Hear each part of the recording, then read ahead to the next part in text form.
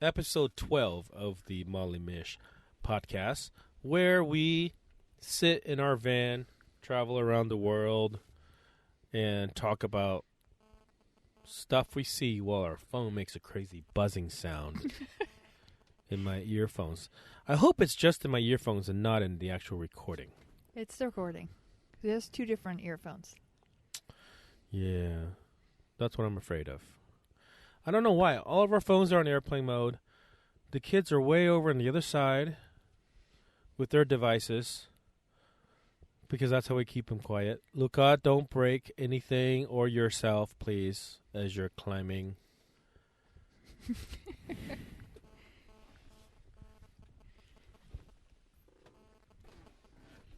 This has never happened before. No. This kind of audio interference has never happened before. And we've had phones near us this whole time. Yeah. I don't know what's causing it. Anyways, if you guys hear it on the recording, I apologize. But this is the best we can do. We are sitting in a parking lot in the mountains of Transylvania. Transylvania, for those guys who don't know, is part of Romania these days. We left Bucharest this morning. Bucharest is the capital of Romania. We spent 5 days there, but we're not going to talk about Romania that much on this podcast, or really, if at all, after this. What we're going to talk about is where we left off in episode 11, which is Albania. In episode 11, which I don't know how long ago it was recorded, but just from the timeline perspective, that happened, because right now we're looking at June 11th, 2019.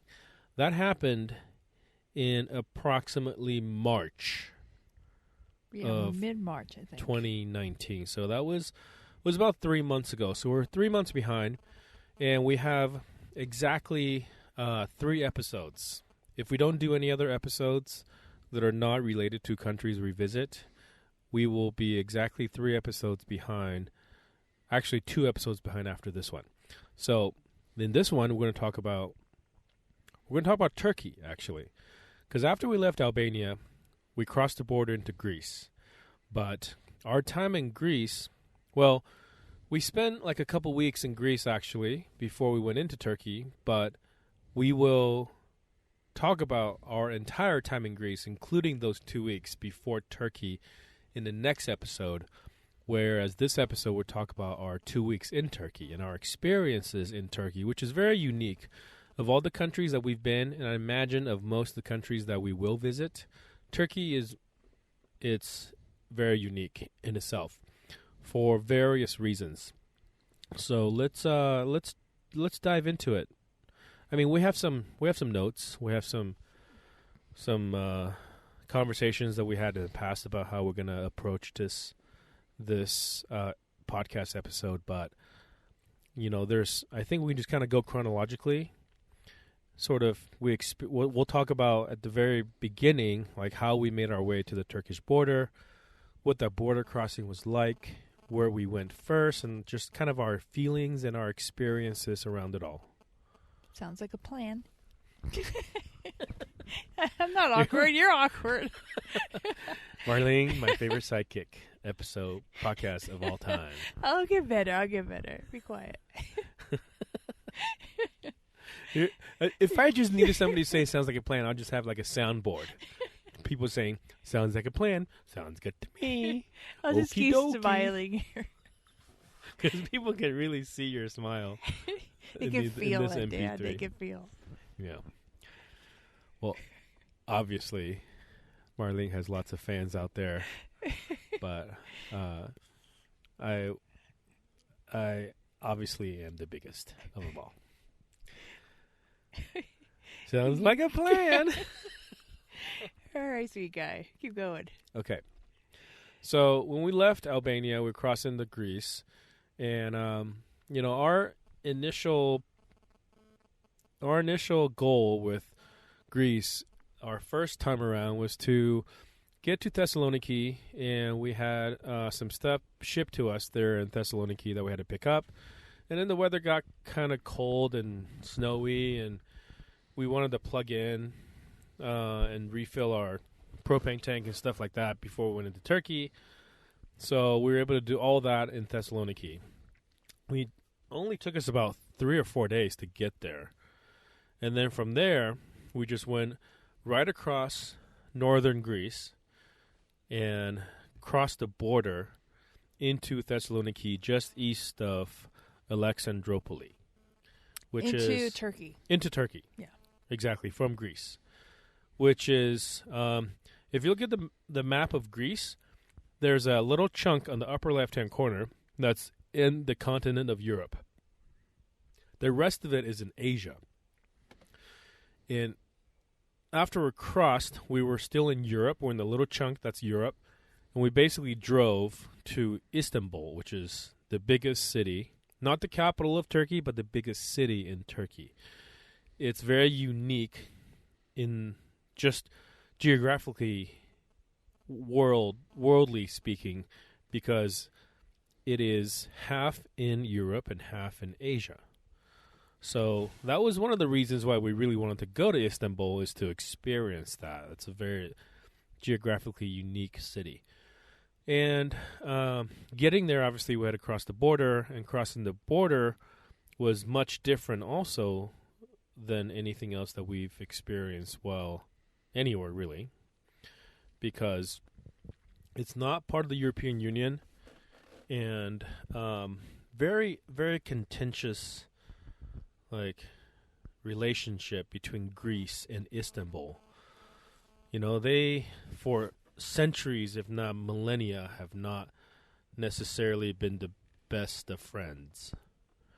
I don't know all the specifics. I just know that there's usually something going on between Greece and Turkey for one reason or another. We totally felt it during the border crossing. Right. We've had these kind of no man's land zones between borders before. Like when you cross out of one country, you go through passport control, and then you drive through kind of this no man's land between the country, and then you go into passport control again at the country that you're entering. And Greece and Turkey had that, but the big difference is that it seemed very, very militarized. There were armed military personnel standing guard. There were armored vehicles. And for those of you that know Greece, the flag of the country Greece is blue and white, and then the Turkish flag is red. And there was a bridge that we had to cross in this kind of no man's land, and there were guard stations on either side. As we were leaving Greece, we went onto the bridge, and the bridge was painted red or blue and white, and there was a Turkish guard post at the beginning. A Greek guard post, and then just Greek, military guys patrolling, walking. Halfway through that bridge, the bridge changed color, and the guardrails became red. And what I would only assume is that on the other side, there were now Turkish military personnel patrolling. Because usually in that no man's land, you don't know really where you are. Yeah, you don't. But in Turkey you haven't and really Greece, crossed in or out of anything. The colors tell you this is the line. Don't mess with this line. Like it felt. But in reality, that could be there. But really, when you're in this no man's land, that's exactly where you are. Like you can't go into Turkey without passing that passport control, and you can't leave back into Greece without getting entered into Greece. So we got out of Greek passport control pretty easily. I don't even remember if we had to do anything. I don't know if we did. I'm sure we had to show passport, and they probably stamped something with us leaving. But it seemed like it was really easy. And then we got to the Turkish side. We waited in line, and most cars that we saw had Turkish license plates. And we waited, and then we got to the front. And the biggest difference is that hardly anybody there spoke any English at all compared to other EU countries or even Albania and Montenegro. they spoke enough English at the borders because enough people come through these countries that use English as their common language to communicate. So if they've been doing this job as a border patrol person or border guard or border agent long enough, they encounter enough people that speak English, they at least know the phrases and the words and then the lingo to, get somebody to pass in and out. But in Turkey, totally different. They didn't speak hardly any English. It seemed like they've never seen California license plate before in their lives. They've never seen California vehicle registration. They don't understand what they're looking at. We gave them our passports. I have a U.S. passport. We crossed in with all of our U.S. passports. We probably shouldn't have, but we did. We needed visas. No, I don't know if we would have been better off otherwise. I think citizens of Europe don't need to pay however much $25 that we paid for our e-visas. I think you do. I think they all do. Somebody mentioned it. It's like, we went and we didn't have to get a visa at all as European citizens. Yeah. So, my impression is that they did, but I could be wrong. I'll look into this. But they clearly asked for e-visa for all of us. So e-visa is really easy to get for Turkey. You pay, I think it was $20 or euros. So I remember spending about $100 to get e-visas for all of us. You just go to the website, you fill out your form, and then you enter all the information from your passport onto these forms. You make sure they're correct. You submit it with your payment, and then feel like within minutes, less than 5 minutes for sure, we got an email back saying it's been approved. You click here, you click through, and then you're able to download these PDFs. And we had these PDFs printed so that we had printed copies of our e-visas. And that's what they actually asked for. So it was important that we had printed copies. But the trouble it was really just a big, giant misunderstanding because they were staring at our registration for a long time. And this was like middle of March. They were looking at our registration, which we know that expires in April.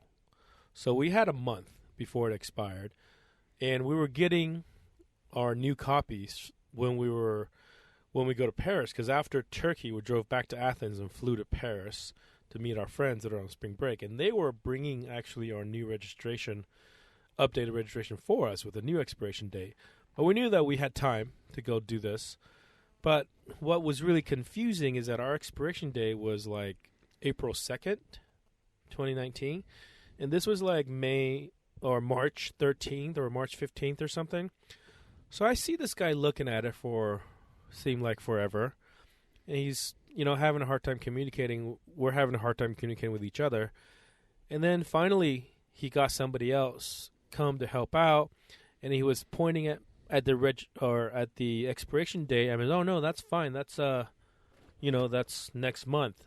He's like, no, expired. And I was like, well, okay, I get it. You think this expired March 4th, February 4th, but in reality expires April 2nd because the way that they write their dates is day, month, year, which actually makes total sense. You start with the small and you go up to the big. But in the U.S., of course, we write month, day, year. So it said 4/2/2019. So in his mind, it says 4th of February 2019, expired a month ago. Yeah. So we finally got that cleared up, and then the way we got that cleared up was by showing him somewhere else on that page had a date that was June 19th. So he's okay. I understand. There's no 19 months in a year. And I also saw him Google. Oh, that's right. I also saw him Google like California vehicle registration, and then pull up pictures of what it looks like so that he can compare to see what they're supposed to look like and what ours look like and if it was legit. Which is ironic, and we'll get into it later because the internet is filtered in Turkey. So anyways, it took us about an hour and a half, maybe 2 hours to cross the border. Longest border crossing so far. What we also had to do is buy third-party liability insurance, which we didn't have. Our insurance that we have for Europe doesn't cover it, and it only covers in EU countries. So we had to buy it for Montenegro. We had to buy it for Albania, and Montenegro was very cheap, $10 for a month or something. Albania was more. Albania was like $60 for a month, maybe a couple months or something like that. Turkey, they only sell a minimum of 90 days worth of insurance. And I suspect it's because that their e-visas are also good for 90 days. Or 180? I think it was 6 months. 180 days, insurance, maybe. Yeah, it was a lot. It was the insurance most. was like maybe, so insurance ended up being over $100. Yeah, I think it was like 150 euros. So we had no choice. That was the minimum amount of time that we had to buy for, and it was the only place to buy it. So even though Turkey, by and large, on the average, is very inexpensive for everything else, insurance, liability insurance for a vehicle is very expensive. Most people don't have to go through this when they go visit Turkey because they fly in. They fly into Istanbul, and then you go from there, take a bus or a shuttle or the metro to your hotel. You stay at the hotel. And I don't even think, the visa situation is that difficult when they check you at the airport because you're not bringing a bunch of stuff in, just your luggage. So driving in is very different. And also for weeks before we went into Turkey, we were sort of uneasy about it. Just because there's all this stuff at the time, it's still kind of going on, but at the time there's a lot of stuff going on with Venezuela. Venezuela government, there's heavy sanctions from the U.S. preventing them from selling their oil, which is their primary source of income. And Turkey is actually a major ally of Venezuela. So because of that, there's a lot of sort of harsh talks from Turkey towards the United States as well. And in recent years, Turkey have really clamped down on kind of free speech and just started to kind of limit people's freedoms in the country. And even though for the longest time they were proud to be, a sort of a country that allows religions of all kinds, but lately in the last few years they sort of started to sort of skew back towards becoming a Muslim country. So, all these things that we're hearing, which is not necessarily the best thing to hear. It's kind of like when people travel to Mexico and you read about the warnings in the State Department website. It just scares you. So for a while we were like, should we go? Should we not go? Is it dangerous? I was asking people on Facebook, through some of the groups that we follow traveling through Europe, has anybody gone to Turkey with a U.S. plated vehicle? Crickets. Yeah. Nobody. Maybe one motorcycle guy. Yeah, and motorcycle guys kind of fly under the radar because their license plate's pretty small. They don't really stick out. There's a lot of motorcycle guys in Europe that just kind of ride around from all countries. Mm-hmm. So they said it was no problem. But anyways, ultimately, we decided that it was worth trying to go because we really wanted to go. So we crossed, and driving from the border to Istanbul was about like a 2 or 3 hour drive. And you drive through the countryside until you get maybe within a half hour to Istanbul, and you start seeing like buildings and, things that resemble like cities and structures and villages. And we were driving, we saw like crazy snow drifts we weren't expecting. And while we were driving down on the roads, we were supposed to register our vehicle for like road taxes or a vignette, remember? And we didn't do that, and we didn't realize road tolls. They have, yeah. So you have to buy this like electronic toll sticker that goes in your car. And we didn't know. Nobody told us. We drove, and then we drove to our first toll outside of Istanbul. And then we just pulled over. We're like, what do we do? There's who do we buy this from? We don't know anybody to buy it from. Mm. Like, what happens if we just pass this? So then when we decided to just keep driving, then all these things that we have been concerned about, like, really started to kind of build up. So, okay, now we've actually broken the law, maybe? maybe not necessarily a law like we skipped out on a toll. So now there's a reason for maybe somebody to pull us over if there's a way for them to kind of look us up and find out. So, like the first couple of days, we were uneasy. Especially when I think our choice to go to Istanbul right away, which is big, busy city, unlike any other cities that we've really been to, also played a major role in sort of how we were feeling driving into Turkey. We pulled into Istanbul kind of late. It was dark already, and it wasn't our plan, but the whole border crossing and driving, it just took a long time. Yeah. We should have woken up earlier. But we didn't want to we wanted to go to where we were planning to go. Because we had scoped out this place, which is not really a campground, but it was what people had said was a safe place. You can just go and you can leave your car there and walk around, take the metro, or even just walk to like the Blue Mosque or Hagia Sophia and these sort of popular places. So we wanted to go there, but we ended up getting there just about dark, and then we were trying to find this campground. And I've seen the satellite view, I've seen the driving directions. What I didn't know is that so many of these places had these like convoluted one-way roads, and also had these places that have like these overpasses that are lower than the height of our vehicle. Mm-hmm. So we had to make sure that we didn't end up in one of these places with a bunch of traffic behind us and be stuck there. So we actually ended up doing a bunch of circles through heavy, heavy, heavy traffic with downtown Istanbul, people walking around all over the place, just vendors pushing their carts, like people walking, like people running, like crazy jaywalking everywhere. We didn't want to hit anybody. We didn't want to get hit by anybody. And then we ended up back on the road going towards the Bosphorus Strait Tunnel, which goes under the Bosphorus Strait that divides Turkey from Asia and Europe, that takes you under the Bosphorus Strait and up on the Asian continent. But then what we realized is that our vehicle is too tall for the tunnel. And we're driving straight towards the tunnel. We're like, holy smokes, we're not going to be able to get out. We're stuck. There's all these cars behind us. We can't pull over nowhere. And we're about to go into this tunnel. But last second before you start going down, saving grace, to the right, there's an exit. We even passed a thing where, it says if you're too tall, you're going to hit it with those with little things, but it was all broken, and so we went through it. Right. We're like, crap. We're going to come up on the other side with a convertible van. So, but obviously that didn't happen.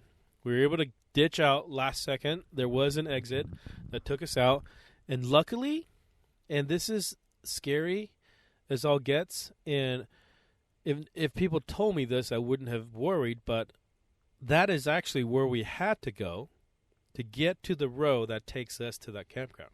So we got out of there, took the overpass to the other side, and then took this frontage road that went down to almost like a dead end. Mm-hmm. And then we're at this dead end. We're like, the GPS says it's right here. Where is this place? Then we look to the right. There's a gate. And then we see this guy coming, and he slides open the gate, lets us in. We park. We open the door and just sat with a huge sigh of relief that we It was really stressful. Didn't have anything more major happen to us. I mean, no damage, right? Just a lot of stress. Yeah. For a few hours leading up to all this. So I think we slept pretty well that night. We were in that campground. We felt really safe. This campground really is like a sports complex. Yeah, it's like 2 soccer fields with lights. So people play soccer until late at night. Like in teams. Into the morning, really. They have uniforms. Yeah, so they do actual competition there. They have, teams play each other. And the person who kind of runs it sort of, I guess, decided that he's got some extra space with some plugs that he's going to make some money on the side. So he lets campers go there and camp in this parking lot. there's bathrooms and showers, but you're sharing these bathrooms and showers with all the soccer players. So Like if you want to take a shower, locker room style room, a big room with like 10 showers. So if you want to take a shower, you can go, but everybody's in the same shower, first of all. And if you go shower when in between games when all these soccer players are showering, it's going to be very busy in there. And awkward. And awkward. So usually what happens, we say we want to shower, and then the guy who runs the place, who spoke just a little bit of English. Yeah, enough to tell us, okay, not now, 10 minutes or 20 minutes or however long. So during the game is when we can jump in there, take our showers, and then come back out and, hopefully be done before all the guys, sweaty soccer guys, come off the field and go, do whatever shower they do. in there. Do what they do in the shower in the locker room. Yeah. But very interesting setup. But from there we were able to walk everywhere.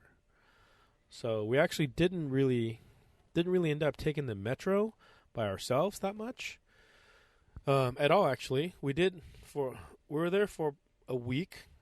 Yeah, maybe a little over a week, 7 or 8 days, I think. I was going to say less. Oh, really? I felt like we were there for a long time. Well, we were there because we wanted to see Istanbul, and there's a lot of stuff to see in Istanbul. And since we didn't take the metro, we did a lot of walking, which is always great too, because then you get to kind of experience a lot of things like hands-on. Walk through these little alleys, these little neighborhoods. We never really felt unsafe walking through these neighborhoods, but I guarantee you we walked through some probably neighborhoods that we weren't supposed to, especially when we leave this campground area and we walk along the side and we kind of go under this tunnel to under this the railroad, neighborhood. I think. Under the railroad to this neighborhood, and it seemed like a very impoverished neighborhood. I wouldn't say we weren't supposed to. It's just... I'm sure it's not what tourists see. Yeah, it's not what they would recommend you to kind of walk through on foot, and I think sure. That's what I actually like about our setup when we park in a big city is we're forcing ourselves to walk around and walk through neighborhoods and go see where people live and get more of a feel for the city instead of these are the highlights you're supposed to go to. Like, well, let's walk there and see what happens. Walk into a convenience store, get a drink and ice cream or whatever, and these kinds of stores, even in big cities, even though a lot of tourists go to these big cities, these neighborhoods that we walk through, just like the roads that we drove through from the border to Istanbul, they don't see a lot of tourists. Most tourists, like I said, fly into Istanbul, and then they just go to the big touristy stuff. They stay at hostels, or hotels. Yeah, for us, we walk by places where the locals eat. We walk by places with local shop. We walk by places where the locals hang out. They sit outside and they play checkers or backgammon. Backgammon is the thing there. Everybody's sitting around playing backgammon and drinking tea. Everybody's drinking tea outside the store. Alcohol is not really. I think it's like religiously speaking. I think it's kind of frowned upon. So you can buy beer and alcohol there, but it's actually way more expensive than the places that we've been before this: Albania, Greece, Montenegro, and harder to find also. Mm-hmm. But they drink tea. Speaking of tea, they offer tea everywhere you go. At every gas station that we went to, they asked the gas station attendant, as they're pumping your gas, ask you if you like some tea. And I think you're supposed to accept, to be polite, but we don't know. We didn't know if it was free or we had to pay, and if we had change. Always, turned it was down. it was confusing. Yeah. We could have read up on it, I guess.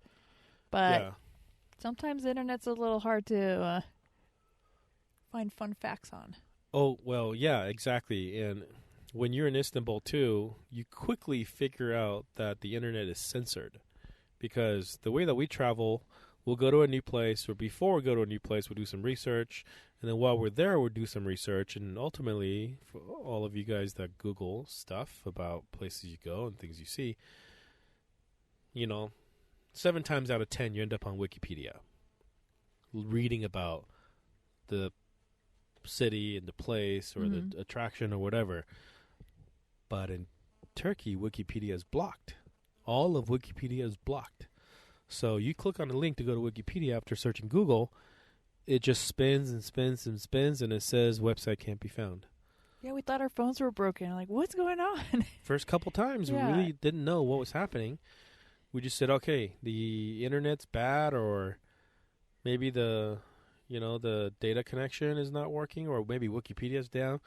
But then we did some more research, and we found out, Turkey completely blocks access to Wikipedia. And for a while, they block access to Twitter, YouTube, and several other social media sites too, which, gives you some hints about how free, quote unquote, people really are there. They're trying to censor, like China and, some of these other countries that don't really have the freedoms that we have in the Western world. Right. You start to get a little feel of that. And of course, that started to add up to sort of our concerns, even though at this time we're feeling a little bit better, a little bit more comfortable. But, when the government, some countries you go to, it's not the people you're worried about. Some countries it is. Some countries you hear about, okay, there's in France or wherever at the rest stops, if you sleep there, people will break into your van while you're sleeping there and steal your stuff. Or you'll get mugged in New York City or whatever. But our concern for going to a country like Turkey is not the people. It's really more like what could happen to you if you get into some kind of situation with the government, with the police, with the federal government, with whatever it is that you've heard people getting held. Right, and they imprison more journalists, right, in than Turkey? North Korea. Yeah. Yeah. So freedom of press, freedom of speech is definitely not something that people are afforded.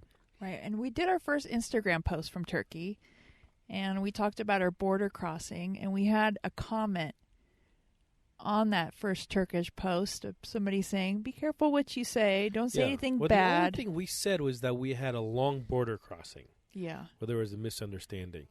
And then right away, somebody, one of our followers, I suppose in Turkey, thought, okay, maybe I should warn them that this if there is more negative stuff coming, like, this could be bad. Coincidentally, this is in the back of my mind in the last few months since we haven't done a podcast, is while we were in Greece after that, there was talks about, we have been thinking about coming back to Turkey because we already have our e-visas, that's good for several months. We still have our Turkey insurance, that's good for several months. There's a few places that we didn't get to see in Turkey that we may have wanted to go see, so we thought, okay, maybe we'll go back to Turkey. So this was as recent as maybe like a month ago, So part of me was feeling like, okay, maybe it's good that we haven't done the Turkey podcast. Yeah. Because had our Turkey podcast been out there and we're saying, like what could be interpreted as unsavory stuff about Turkey, then going back into Turkey could be problematic. Because they're listening. I mean, not that we're anybody's that they listen to, but nowadays with bots and, internet tools that you could basically have tools out there that scrape data on the internet and show you things just noise that people are saying. And if this somehow showed up on their radar and we come up on their radar upon border entry, it could be a problem. So our website's on our car. Or in our website's on our car. Right. So it's not too hard to find us. Yeah. But that means that if after this podcast goes live, we can't go back. We can't go back to Turkey. Change our names. We can probably go back to Turkey, but it would just be slightly A little awkward. higher risk, slightly more, not flying under the radar anymore with our opinions. But I will say, though, we really love Turkey. The people are awesome. The experience is completely new. And outside of our own little fears in our minds and our own little opinions about how the politics are run and how the government treats their people and stuff like that, we had an amazing time there. We did. Istanbul was obviously full of history, and it's the first countries that we've been that's mostly Muslim. Montenegro's has a big Muslim community. I think Albania has a pretty reasonable sized Muslim community, but Turkey is the first one we went to where throughout the entire city, and it's a big city, it's about roughly the size geographically. It takes up the same footprint as about Greater Los Angeles, and it's also about the same population as Greater Los Angeles. But I think it's denser in the center, and it spreads out too, but it doesn't spread out. It gets thinner pretty quick as you go out. So that gives you an idea for those of you that know how big LA is. Istanbul is big, but even being that big, 5 times a day you hear the prayer, the call to prayer from the mosques, and you get used to it after a while, but the first couple of days, every time it happens, it's really, really weird. Like, should we stop? I've only seen this on TV.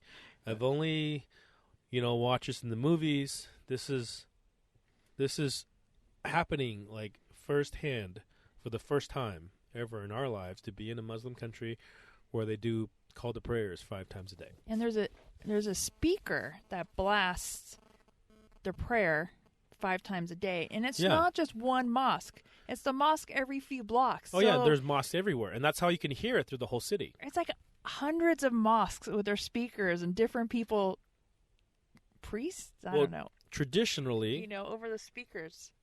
Yeah. It was crazy. Traditionally, it would be done by a person, like on top of the skinny towers that are called minarets at all the mosques, and they're so tall and high because, like, the imams, or they go to the top of the minaret and then they do the call, which is they kind of sing this song, and it's the same, I think, everywhere. Then you hear it, and you see people, the real devout Muslims, they go. But, like I was saying earlier, like, Turkey is really proud to be a secular country. For years and years and years, when they broke away from, or when they became like a democratic country years ago, after the Ottoman Empire and all these different kingdoms back in the day, they were proud to be a secular country where people can practice whatever religion they wanted. So even when these prayers are going on, not everybody's stopping, running to a mosque and going praying. People are just kind of out doing their own things. Not everybody's covered head to toe.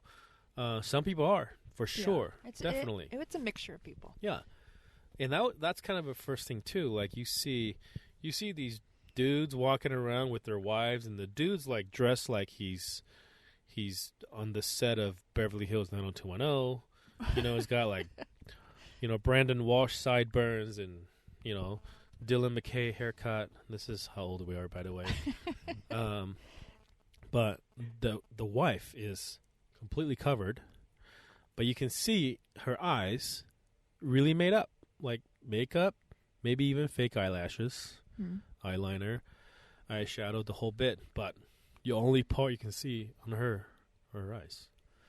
So yeah, very, very new to us to see that. And after 4 or 5 days, we kind of get used to it. It was a little jarring for the kids for the speakers, and it kind of scared them in the beginning. But then after, like a few days, they didn't even notice it anymore. Like we're at a bus stop, and I remember the prayers so loud, and they just keep talking. They didn't notice. Right. I mean, I imagine people that live there don't even hear it anymore. It's kind of like we used to live next to the railroad tracks in Santa Barbara. Ventura, yeah. in Ventura, Santa Barbara too. Oh, right. And then people would come over and think there was an my earthquake. God, how do you live here? It's like, what are you talking about? I don't hear anything. Or feel a house shaking. Yeah, we don't feel that either. It helps our avocados fall off the trees by themselves, so our dog can eat it. So, but while we were there, we went to the Blue Mosque. We went through several bazaars. We went to the Grand Bazaar, which is really cool.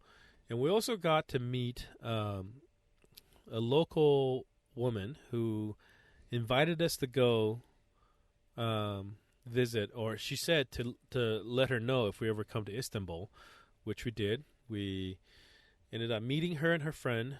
She was younger. She's probably late 20s, early 30s, maybe. You think younger than that? Yeah, I think you're in her mid-20s. Mid-20s? Okay. Well, younger than us, let's just say. And super cool. She showed us around. Where did we go? We met her at the Grand Bazaar. Mm-hmm. And we walked around. And then she asked us where we wanted to go. We didn't know. We said, just kind of show us what's cool.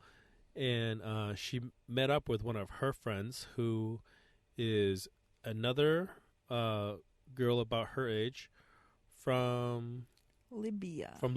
Right, from Tripoli. Yeah. And she had moved from Tripoli to Istanbul just a couple of years ago.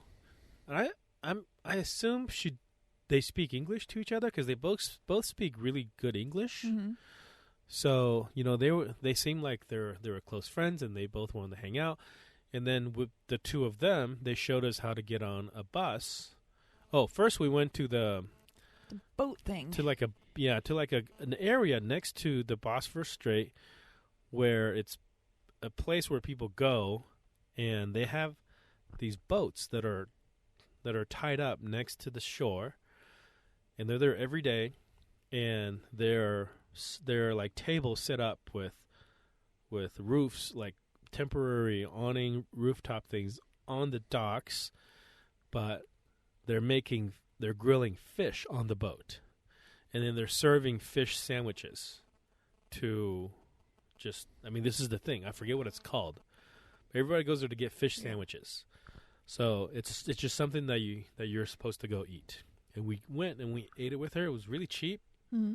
It was like $1 or something maybe for a fish sandwich. We all got one. And there's this other kind of weird drink that everybody drinks. Yeah. It was like a pickle juice. It was like it was like a sour juice. It was not. They have this other drink called Iron that we had before, which is like a watered down salty yogurt drink. Yeah, that wasn't it. That wasn't it. That's another thing that people drink there a lot. But they also drink this like pickle juice thing that apparently everybody drinks there. I think it was red. It was red. Red pickle juice. Yeah, and it has stuff in it. Yeah. Like vegetables or something in it. So, acquired taste for sure. Not the fish sandwich. Fish sandwich was delicious. Yeah, it's the drink. The drink was acquired taste for sure. So then after that, we got on a bus. We went to this other part of town in Istanbul, near the Golden Arches? Golden Horn?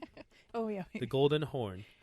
So, yeah, there's like rivers that go through Istanbul, and there's a mosque near this other area that we went and checked out, and then we walked alongside this the cemetery to get up to this top of this hill on top of the cemetery, and we just had great view of the whole city. We took a gondola ride. As the sun was setting. Yeah, we took a gondola ride, and the gondola was cool because you ride the gondola, you walk up to about the top of the cemetery, and then the gondola takes you up to another spot further up. And the gondola is part of the city metro system. So you swiped their card? Yeah, so you put money on your metro card, you ride the bus, you ride the metro, you ride the train, and you can also use the same card to ride this gondola. Yeah, it was cool. So, yeah, it was great. View was, again, great up there. And apparently it's like it's a place where mostly locals go. Yeah, so we lucked out. Yeah, so we had somebody local there show us cool places to go. And then after we left and we came down, and they bought like their favorite like street snacks that they like to eat. It was dark and we were walking downhill in the cemetery. In the cemetery with all these cats. And all these cats. And then Lucas tumbles. And he keeps stumbling because we're walking downhill. It's like, Lucas, stop. Yeah. Nobody got injured. No. And the ghost got a good laugh. Yeah. And I'm sure there's people buried there for thousands and thousands of years. This is a land that has been inhabited for probably as long as people have been around. Okay, this is where the part of the podcast where you break out in song, Dan. What did you sing the whole time we were in Istanbul? I don't know what you're talking about. Oh, okay.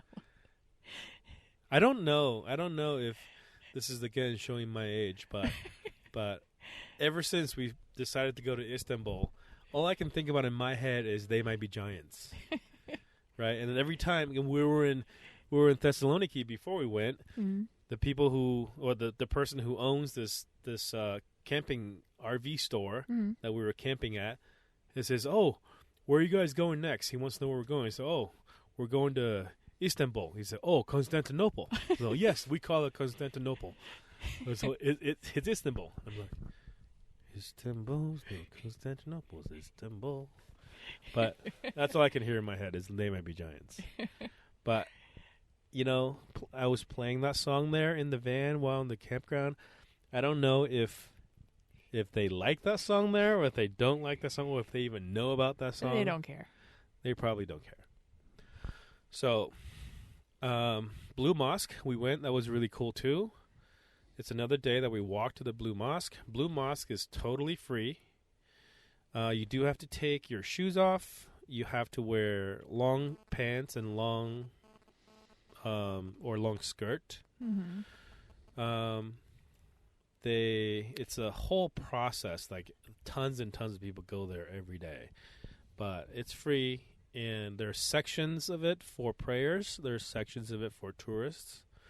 So we were only able to go to the tourist section, but I don't know if this happened. This is just an ongoing thing, but there was a lot of remodeling or restoration happening inside what's the those Blue metal Mosque. things that are up? The scaffolding. Scaffolding. Yeah. There were lots of scaffolding in there, but one of the things that I didn't know until I started looking into Turkey is that the word turquoise comes from the color of the tiles in the Blue Mosque, and why turquoise is like this bluish green color is because it comes from the word Turkey, turquoise. It's the color that people would describe. Oh, this is like a turquoise color, like the color in the Blue Mosque. So I thought that was really interesting. And turquoise happens to be Ava's favorite color. Mine too. So we just thought it was cool. But in there, it didn't really seem that blue. But there were probably more blue tiles than other tiles. But there were just hundreds of thousands, if not millions of tiles inside that building. Everywhere you look. So it's pretty amazing. Being that it's all free. Yeah, and cool. all females need to cover their hair. So if you didn't have like a hoodie from your jacket, I think they provided a scarf that you could borrow. Right. Which we kind of had to do the same thing in the Eastern Orthodox monasteries in Greece, which we didn't talk about yet, but we'll talk about later. So that's the Blue Mosque. We didn't go to Hagia Sophia, mainly because we didn't have time. And before we went into the Blue Mosque, this guy wearing a suit spoke perfect English, like told us what to do, showed us what to do, everything. And then when we came out, he found us. He's like, came clean, saying, "Hey, my family has a carpet business. We want to show you. Even if you're not interested, just like to show you and blah blah blah." So, in the back of my mind, I was actually thinking, I'm kind of interested if you have, but I just don't think you have the size rug that I would be able to use in the van. I didn't think you were going to say yes to this. I'm like, what are you doing, Dan? Well, why are we going to go to a rug store? We live in a van. Yeah, but this guy's going to be sad when we don't buy anything. He said right up front that, you don't have to buy anything. But of course, that's just how they get you in there. That's just what they say. So I actually felt like that if it was a good price, if it was cool, that could actually buy something. But we went in there, it was really nice, lots and lots of cool rugs, but not any different than the rugs that you see in like a Turkish carpet store in the U.S. It turns out, yeah, these people probably own several of these stores that you see in the U.S. where they export rugs and carpets too, and then they sell there too. Because the guy who owns it, who was like a cousin of the guy who got us there, kept talking about, oh yeah, I have a cousin in San Francisco and this and that. I go there every other year or twice a year or something like that. And the price was outrageous. Yeah. It was expensive. They showed it. I mean, I understand that it takes a long, long, long time to make some of these rugs. Some of them take years to make because they're all made by hand. But at the same time, those people that are making the rugs aren't making all the money. It's these people that are probably paying those carpet makers a very small percentage of what they charge.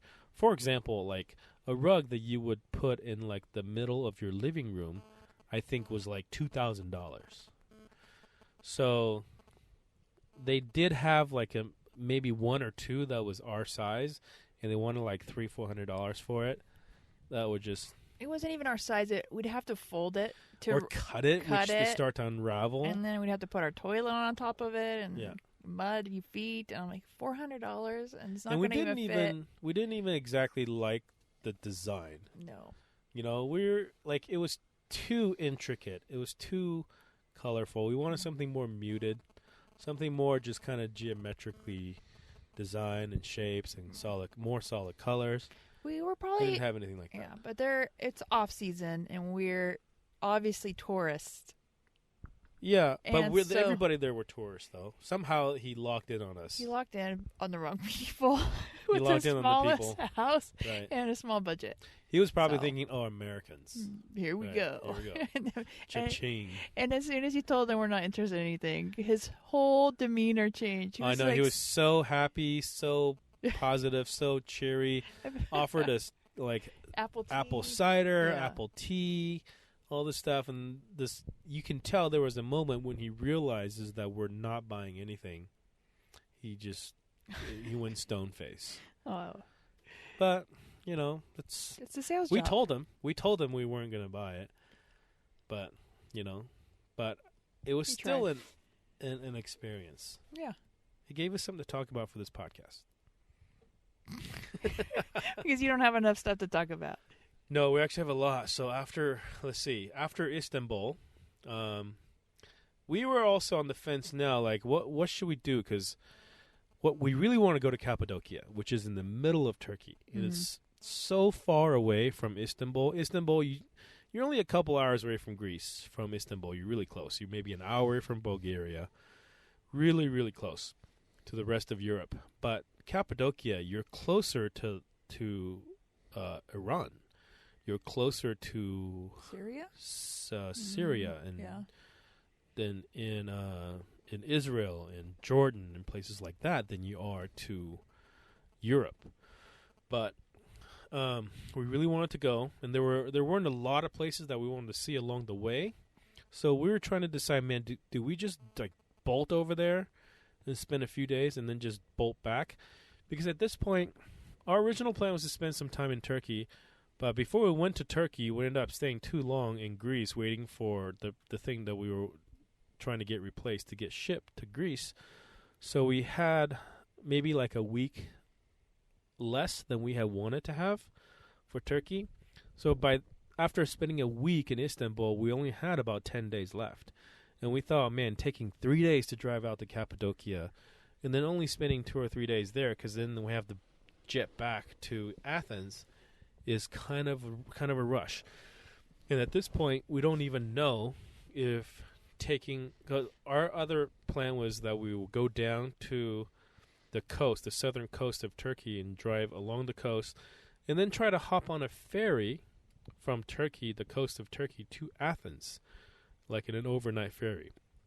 But then we were really going to run low on time, so we almost didn't go to Cappadocia. But ultimately we decided that we've gone this far, we have to go. And that ended up being the furthest east place that we've gone and probably will go on this loop of Europe. And leaving that part of Istanbul, crossing the Bosphorus Strait, also meant that we technically can say that we've driven our car to Asia. That's right. So Asia Minor, but it's still Asia. Yeah. Took us one day to drive from Istanbul to just outside of Ankara, which is the capital of Turkey, second biggest city. We didn't do anything in Ankara. I don't think there's nearly as much to do in Ankara. And we stayed at a hotel outside, but not in the hotel. This hotel is on this Park for Night app that we use, and they have a RV park campground thing in the back. Very, very, very off-season. Nobody was there. We went there. They had to open the gate for us. We were the only people back there. But they did have electricity plug that we plugged in. It was very cold, so we got to use our electric heater. There was a swimming pool that had water in it, but it was very, very cold. Not really swimming season. Mm-hmm. They had hot showers, though, which we were happy to use. And we didn't have to mingle with sweaty soccer players. And they had a really beautiful lobby with these loungers or these couches and tables. And when we got there, after a long day drive, we went in and we just kind of lounged. And then the hotel manager came to us and asked us if we wanted coffee or tea. I don't think we had Turkish coffee yet. No, he asked if we wanted Turkish coffee. Initially, we said no because it was like late and we didn't want to stay up forever. But then I could tell that it was kind of he would be kind of offended if I said no. So we say okay, and you can tell he really lit up. He's like excited. He gave us Turkish coffee. And he asked if the kids wanted anything. I'm like, no, it's okay. And he's like, oh, fruit. And he brought like a whole like fruit plate all cut up with all kinds of fruit. It might have been even a swan made out of oranges. Or an apple. He went to the kitchen and had the kitchen people do whatever they normally do, I'm sure. Super nice. Yeah, and then it was free, right? Yeah. He didn't charge us for any of it. You know what the kid said? This is just like the Elks Lodge. Just like the Elks Lodge. You know, there's like fancy, they're kind of florally. And we were in there, like using their Wi-Fi. In their toilet. Yeah. Free food from the bartender. It was amazing. And then, he asked us later after we had coffee, he's like, do you want tea? I'm like, oh, no, we need to go to bed. Maybe in the morning. He's like, oh, okay, we'll come in the morning. And his shift ends like at 7 o'clock. So come before 7 o'clock and we'll make you tea. Yeah. Really, really nice people. And there was a morning buffet that was for hotel guests. And he's like, just come in and you guys can eat. And so we did. We had a free buffet the next morning. That's right. That was free too. Yeah. So it was a good deal there. It was a really good deal. We only paid, I want to say, like less than 20 euros. Yeah. For 5 of us, and 5 of us ate breakfast for free. Showered and had electricity. Free coffee, and Wi-Fi. Yeah. Outside of Ankara. Really great place. So after we left Ankara, then we drove to Cappadocia. Cappadocia is like it's the name for the region. Like it's the old name for the region. So, it's known as Cappadocia. Everybody knows it. But there's like 3 little towns there. Goreme, whatever it's called. Mm-hmm. There's like 2 other little towns that kind of surround it. We expected it to be pretty like deserted. Nobody there. Foolishly, we thought that. It was very, very touristy. Even during the off season, it was very, very touristy. But not in the middle of the day. We didn't find out how touristy it was until sunrise. Sunrise was very touristy. Well, in the afternoon too, because we went to. Oh, there was like ATV museum. riding. And there's these buses that just bus people in from God knows where.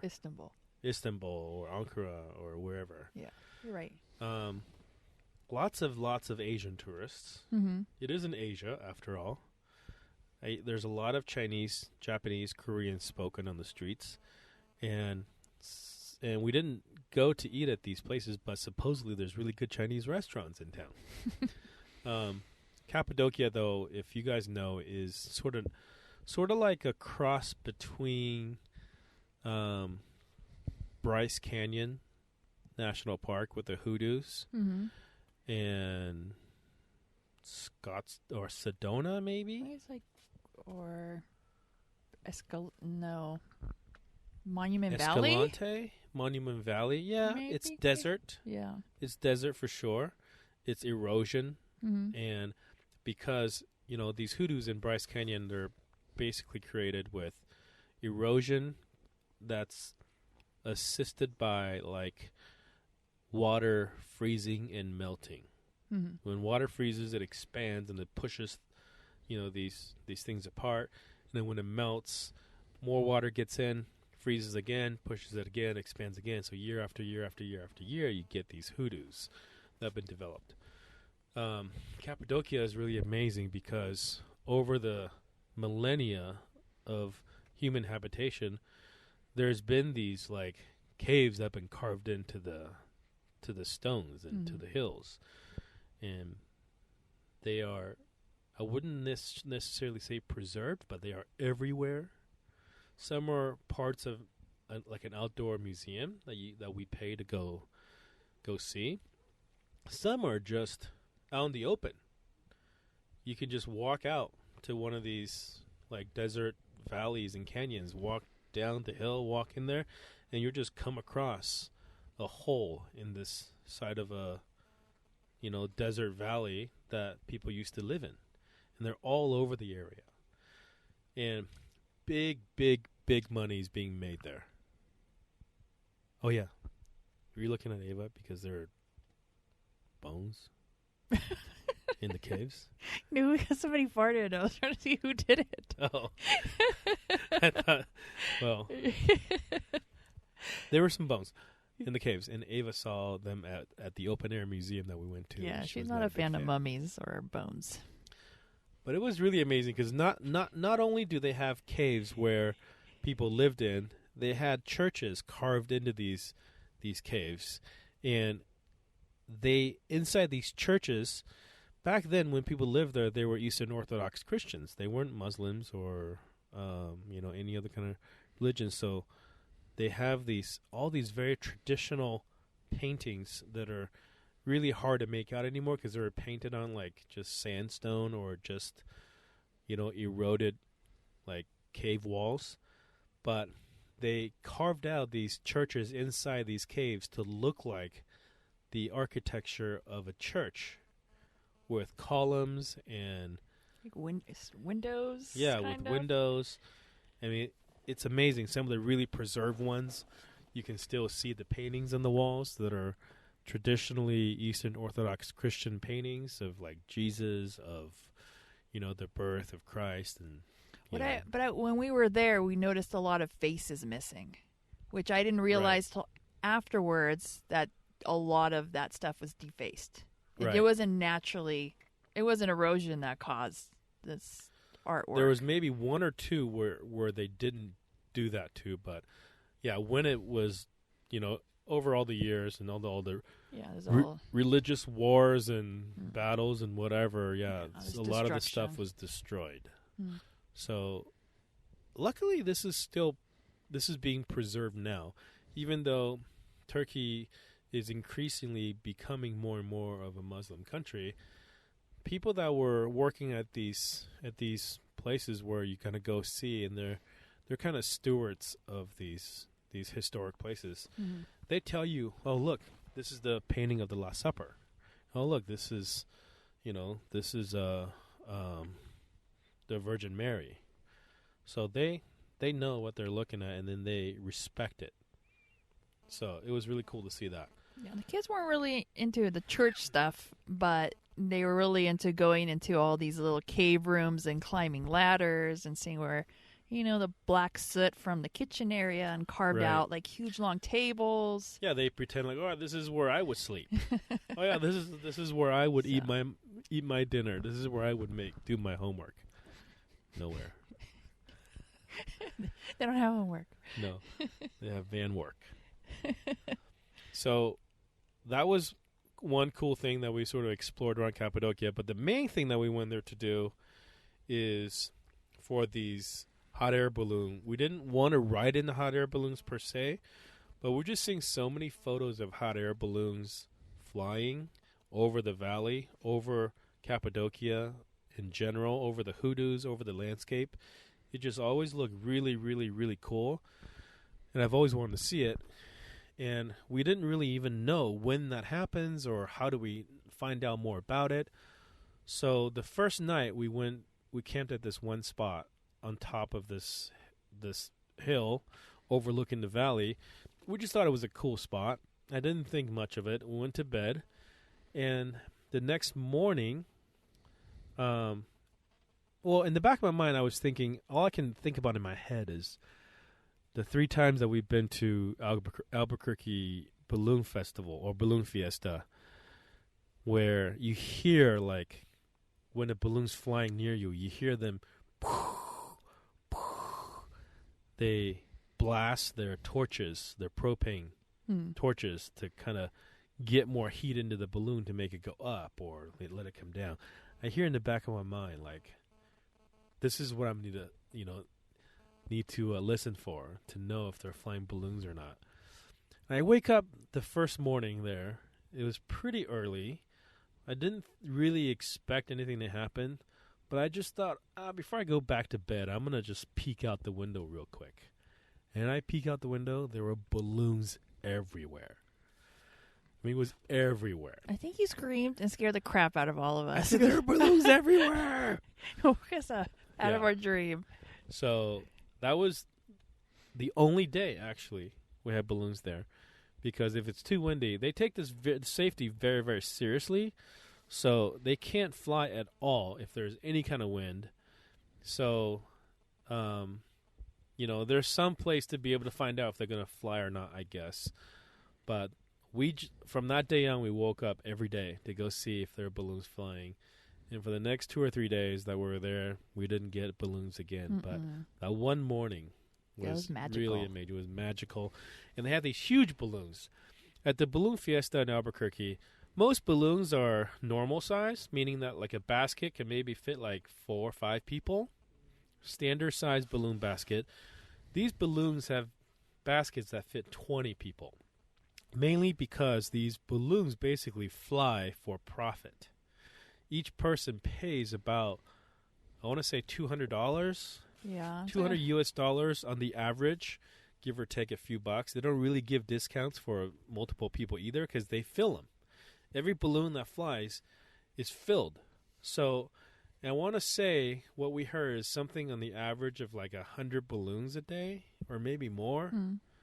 Anyways, whatever it was a ridiculous amount of money being spent on hot air balloons every day that it flies. I think we did the math. It was something in the neighborhood of like $250,000 change hands every morning when they fly balloons, which is unbelievable. And imagine the wind just being a bit too strong for a couple days in a row, how much money is lost to that economy. And how sad would you be if you're a tourist and you're just there for a couple days and then both days are too strong, no balloons. And you don't, first of all, you don't get to fly in one and you don't even get to see it, which in my mind is seeing the balloons early morning is the most amazing thing there. And it's worth every second spent in the car getting there. Over the landscape. Over that landscape. Yeah. You see balloons in Albuquerque during the International Balloon Fiesta, and that is a different thing altogether. It's amazing just that sheer volume and the colors and the shapes and the sizes. But Albuquerque landscape is just Albuquerque, Like, nobody goes to Albuquerque, looks across the valley, and like, wow, I'm blown away by this landscape. It's not bad. Look at Walter White's house. Yeah, so that's it. What's really cool is like there's all these valleys and balloons will dip under the valleys. and then they'll float along, and then they'll come back up. And some of them came right up over us. It felt like we could touch them. We can hear people talking to us. Yeah. Yeah. Yeah, all these people, all these suckers that pay hundreds of dollars to ride. But yeah, imagine like a balloon that fits 20 people per balloon, $200 each. That's $4,000 for that balloon to fly that morning for however long it flies. A lot of money changing hands there.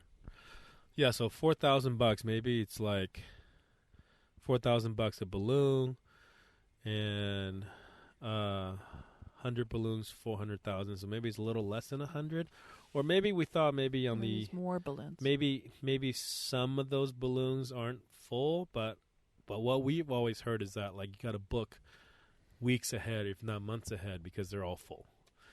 But I think it's also they got to account for the days that they're not able to fly. So they have to keep bumping people to the next day and the next day and the next day. And they end up always being full.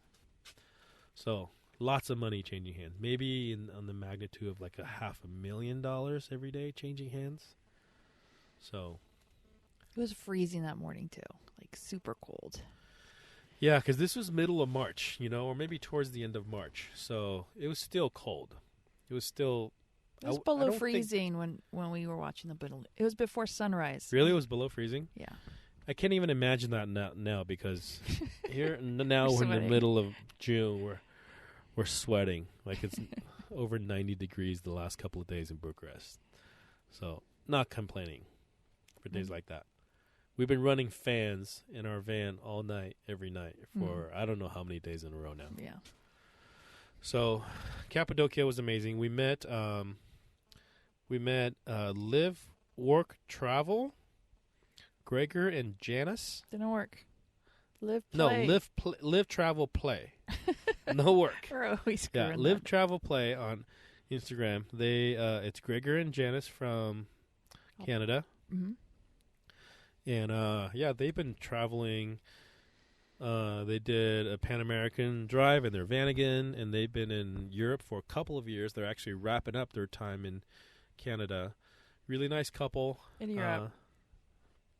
Right, in Europe. Going back to Canada after Europe. Really nice couple. They were camping at this one spot that's on Overlander, and they were actually there for like a couple weeks before we got there, and then left to go to the Black Sea, and then decided to go back to Cappadocia, and just so happens is the time that we're there. So we got to meet them there at a really great boondocking spot, which was a really good time. And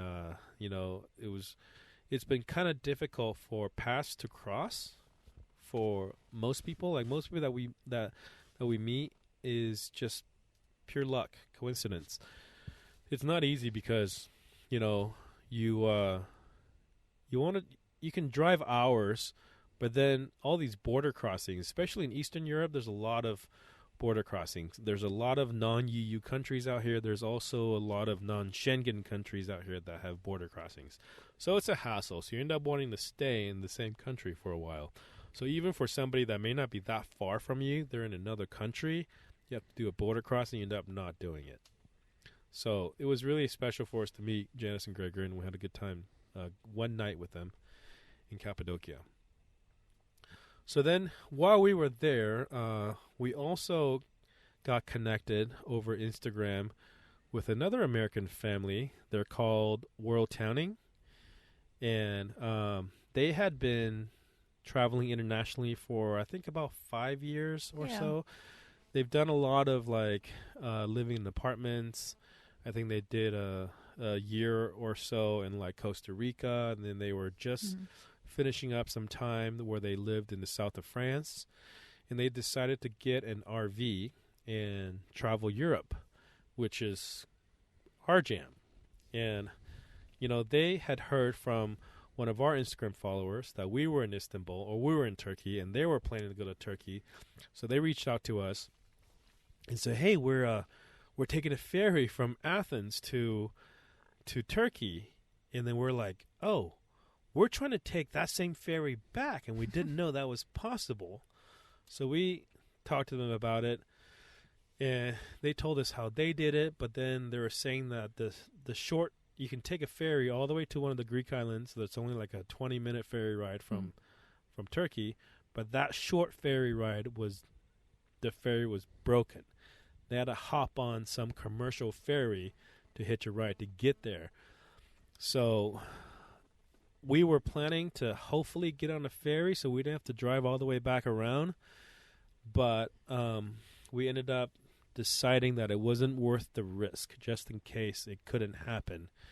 Because after Turkey, our plan was to make it to Athens, store the van for 2 weeks, and fly to Paris to meet some friends. And since we have the flight already booked, we have Airbnb booked in Paris, we couldn't take the chance of being late. So we ended up driving back, but we did drive out towards World Tanning and spent one night with them at a campground. What city was that in? It was near Troy, the old Troy, which is not called Troy anymore, but it was. Let me see. It doesn't matter. But what did we do with them? We went to lunch and we ate at Domino's together. 2 American families in Turkey at the Domino's. 2 American families that really, or was really it Pizza Hut? I think it was Domino's. Yeah, 2 American families that really miss just cheap, fast American food.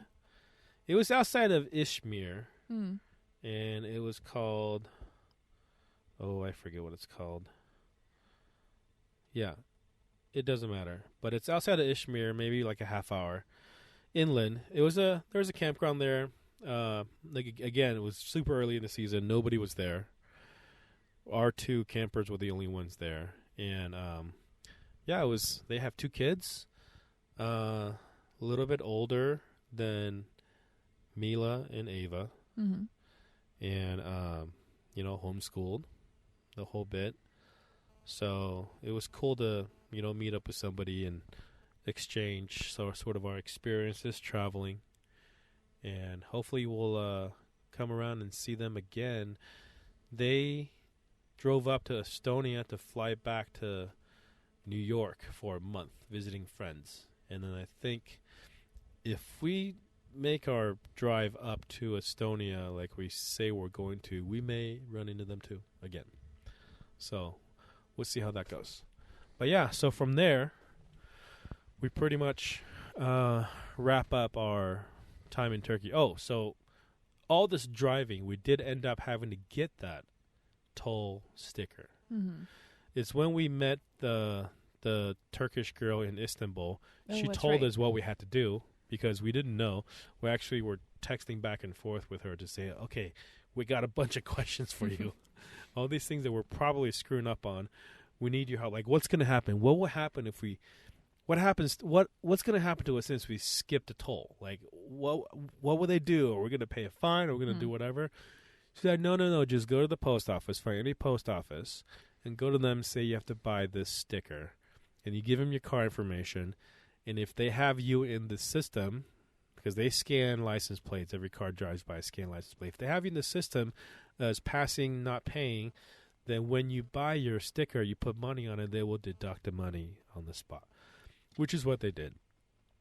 I suppose. I don't know. There's no, breakdown of how much we paid or how much is left on our thing or anything. No, but while we're driving, we saw our license plate number, across, the electronic Yeah, when you're on some of these roads, there'll just be like a metal arch with some LCD display up on top. Right.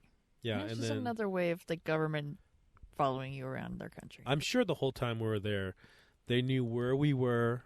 They knew... how fast we were driving, where we were going, and also when you get a SIM card. Oh, we didn't talk about the SIM card. We got a SIM card the first day we were in Istanbul. We didn't go to an official Turkcell store. We just went to some random shady cell phone guy, and he gave us a SIM card. He didn't even ask us for ID or passports. Usually they do, or anything, and when you do get a legitimate SIM card, you have to give them your passport. And I assume they write all this stuff down So now they have your information and they know who you are. The government probably knows what website you're looking at and all that. So after all that, it's like, yeah, they know everything about us. So if they wanted to, we sound so paranoid right now. well, I don't think it's far. And then the zombies are gonna get us, and we prepped. It's better to know what might happen than be surprised that when something does happen. Not exactly unlike the zombie apocalypse, I guess. Mm-hmm. But yeah, so I'm glad we did that, because driving all through Turkey, going to Cappadocia and back to Izmir, and from Izmir driving up to Troy, taking a ferry back across to that little part of Turkey that's Europe. So when we left, there's a little 20-minute ferry that we took up to the Thrace region, the Europe part of Turkey. And then, yeah, we made it back. We actually broke our own rule, drove at night, coming back into Greece, which you try not to drive at night. But at the same time, at this point, we would have rather crossed the border at night into Greece and sleep on the Greek side than to sleep at a random place on the Turkey side. So that's what we did do. We did that. And we didn't end up taking a ferry to Athens because we couldn't find out for certain that we would able to get on that short ferry across to the Greek island. Better safe than sorry. So instead of taking us just like an overnight ferry to Athens, I think it was supposed to take us 3 days, but we only took 2 days to get from the border of Turkey to Athens. But this takes us to Greece. And I don't think we're going to do an episode about our time in Paris. No. Right? No. So we skip all that. But now we're back in Greece. And in episode 13, we'll talk all about our time in Greece, which is the longest time we've spent in a country outside of Croatia. Right. So far. We were there from when we entered Greece to when we left Greece, about 3 months. But in those 3 months, we spent 2 weeks in Turkey and 2 weeks in Paris. So really, we spent about 2 months in Greece, which I don't think was enough time. No. You could easily spend, I would even say, multiple years in Greece.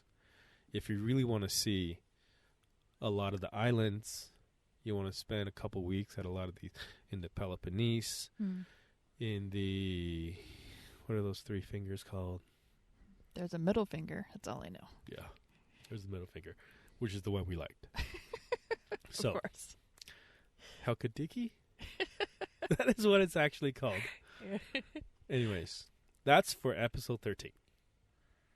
So, thanks for listening to episode 12. This was about Turkey. I hope for those of you that are interested, it was informative and hopefully interesting and hopefully not too... Yes, Dan? Scaremongering? I don't think we're scaremongering. I think we were just honest about how we felt. We honestly went into Turkey a little apprehensive, but after we left, we feel like it was totally worth it.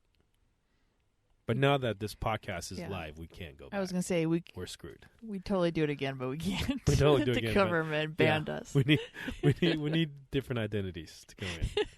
But you guys should totally go. All of you that are listening who wants to go, haven't been, totally should go.